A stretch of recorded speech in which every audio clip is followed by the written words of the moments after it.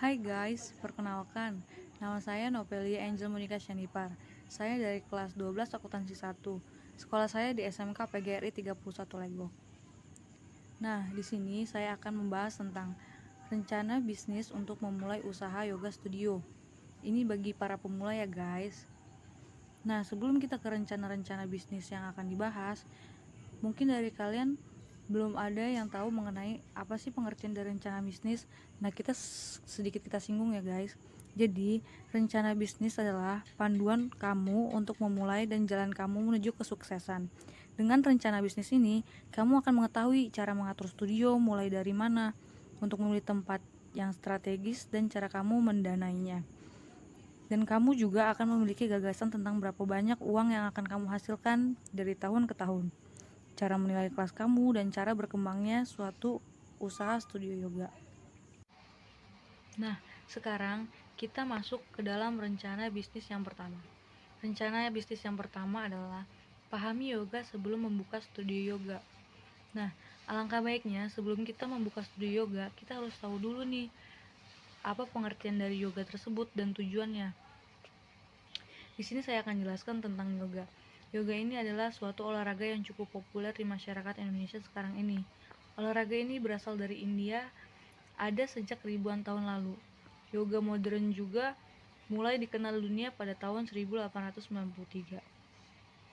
Nah, tujuan dari olahraga ini adalah terciptanya keselarasan antara jiwa, pikiran, dan tubuh. Yoga memiliki makna menyatukan seluruh pikiran, jiwa, dan tubuh dalam satu tujuan sebagai seorang manusia ciptaan Tuhan. Nah, setelah kita tahu apa sih itu yoga dan tujuannya, kita akan semakin yakin untuk membuka studio yoga tersebut. Nah, rencana bisnis yang kedua adalah menyusun rencana bisnis. Di dalam menyusun rencana bisnis ini, kamu akan memberikan gambaran umum tentang bisnis kamu, seperti jenis kelas, layanan apa yang ingin ditawarkan, apakah studio kamu berbeda dari pesaing yang lain. Ini adalah jenis pertanyaan yang kamu jawab di rencana bisnis. Dan anggap aja sebagai cara untuk memperkuat, mengatur, dan mengajukan ide-ide kamu sebagai pemilik studio yoga. Jika kamu ingin mendapatkan pendanaan, rencana bisnis kamu harus cukup menarik untuk mendapatkan investor.